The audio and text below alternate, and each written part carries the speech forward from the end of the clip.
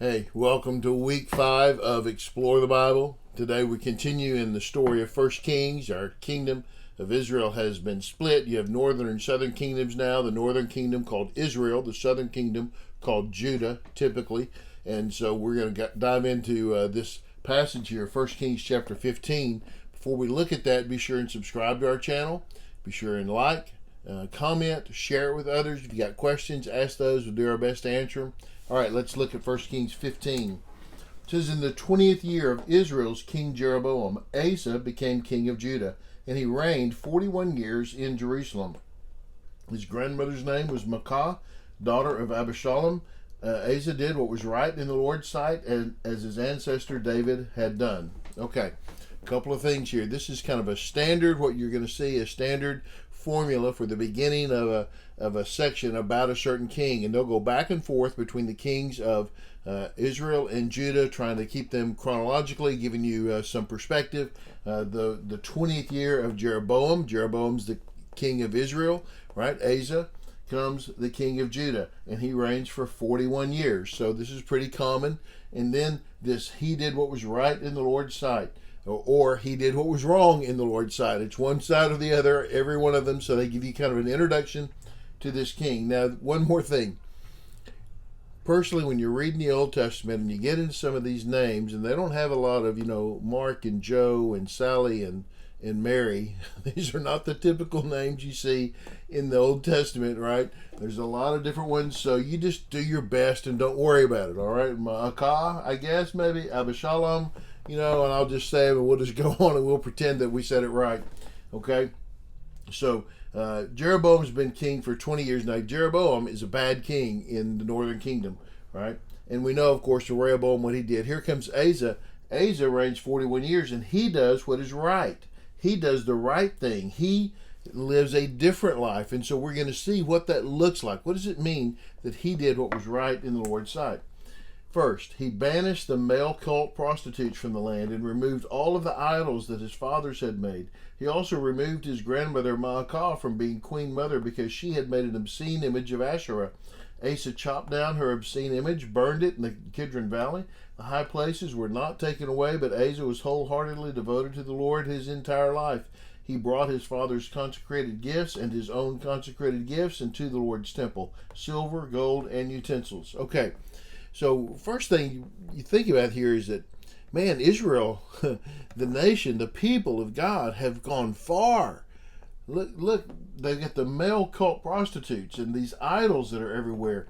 So you see this pagan worship that's taking place. Man, they have fallen so far from the Lord. And yet Asa comes in, and Asa does a great job bringing them back. And we see the things that he does and the evidence of his repentance, which is clear. And I think we want to point that out as you're looking at this passage. What do you see that shows his repentance?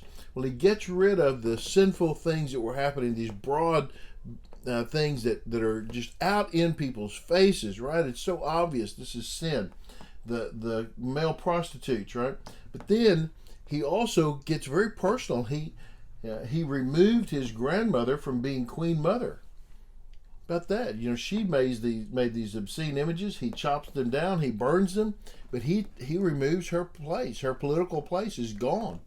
You can't clean up the sin just by doing the things that everybody can see and not dealing with the people. We can't just deal with the things. We have to deal with the people, and especially the leaders that are pushing this deviant, this pagan theology, this pagan belief, this anti-God idea. You can't just leave them in place. They must be removed. They must be dealt with, and that's what happens. That she's removed from this spot, which is maybe mostly ceremonial, and yet still he doesn't allow her to continue in that place. Right? She's removed from that spot. And he's very public. He takes his image and he burns it in the Kidron Valley. There's a public spectacle here. He's wanting people to understand, to see that he is taking this very seriously and that he is being thorough. He's not just punishing the people at the bottom. He's also punishing the people at the top. Okay? And the high places were not taken away. So he didn't do everything. He didn't go all the way, but Asa was wholeheartedly devoted to the Lord his entire life. What a great statement. If you could have something put on your tombstone, this might be it, right? Wholeheartedly devoted to the Lord his entire life. What a great statement, a great final epitaph for someone, right? That they're devoted to the Lord wholeheartedly. It's not to say that Asa was perfect, not to say that he did everything right. In fact, it says right here, he did not get rid of the high places. These temples, all the temples or all the monuments that are built for these pagan gods. He didn't get rid of all of them, but he was devoted to the Lord his whole life. And he brought his father's consecrated gifts and his own consecrated gifts into the Lord's temple. So he begins to restore. What had happened is a lot of the things had been taken from the temple to finance some of this pagan worship. Imagine that. To take the items out of the house of the Lord to go finance the work that is done outside. Asa's personal commitment to this was not just the kingdom and your stuff, but his own, right? He brought his own gifts into the Lord's temple, his own silver, gold, and utensils. So there's a full commitment here. There's so much about what he is doing that shows that this is not just ritual, and it's not just performance art, that this is real for him. This is genuine for him, and it is very personal for him. Okay. But there was a war between Asa and King Bashar of Israel throughout their reigns. Israel's King Bashar went to war against Judah. He built Ramah in order to keep anyone from leaving or coming to King Asa of Judah. Okay, so you find out about King Bashar a little bit later, but he's a successor to Jeroboam in the north, and he is a man who got there by murder. He murdered his way to the top, and he's an evil king. He does evil in the Lord's sight, and we see here he has gone to war with Judah by attacking these northern cities. So on this border between Israel and Judah, he is built this Ramah, this fortress area, to keep people from going from north to south and south to north. And he's making sure that people are going to stay where they're supposed to stay, and that he's cut off trade, that there can't be trade. You can't bring items into Judah from the north. So he's at war with them. So Asa withdrew all the silver and gold that remained in the treasuries of the Lord's temple and the treasuries of the royal palace, and gave it to his servants. And then King Asa sent them to Ben-Hadad, son of Tibramon, son of Hezion, king of Aram, who lived in Damascus, saying, "There is a treaty between me and you, between my father and your father. Look, I have sent you a gift of silver and gold. Go and break your treaty with King Bashar of Israel, so that he will withdraw from me." So Asa's solution to this is, let's get some money together. Let's get everything we've got, all the silver and gold out of the temple and out of the palace. Let's take it all. Let's go to the king of Syria, Bashar, Damascus, the king in Damascus. And I know that he is partnered up with the king of the north, Bashar. So we're going to this king Ben-Hadad, right?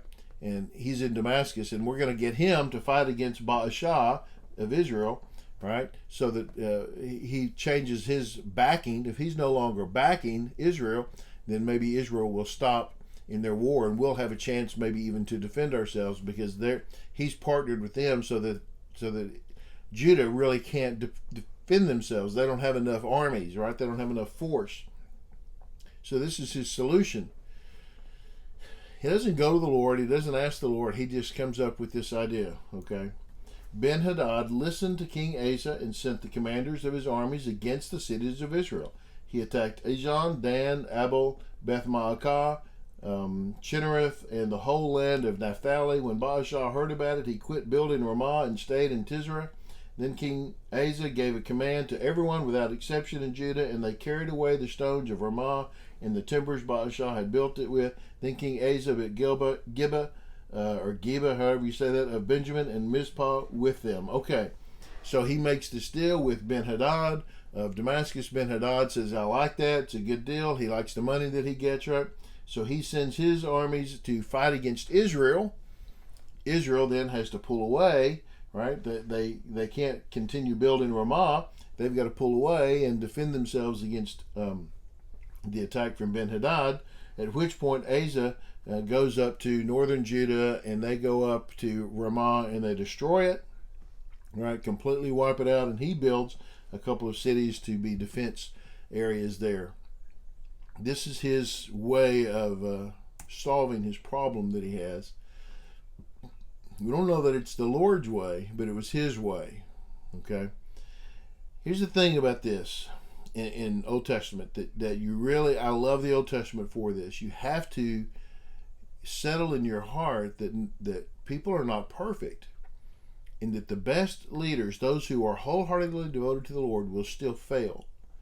David, who had a heart with the Lord so close, and yet David, huge failures. Asas, wholeheartedly devoted, but Asas, not perfect. Didn't do everything that he could have done or should have done.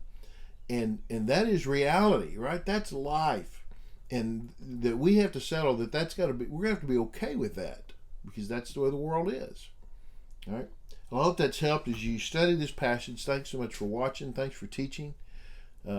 Interesting stuff as we go through 1 Kings. Thanks for watching. Subscribe, like, be sure and comment, share with others, ask questions if you got them. We'll see you next time.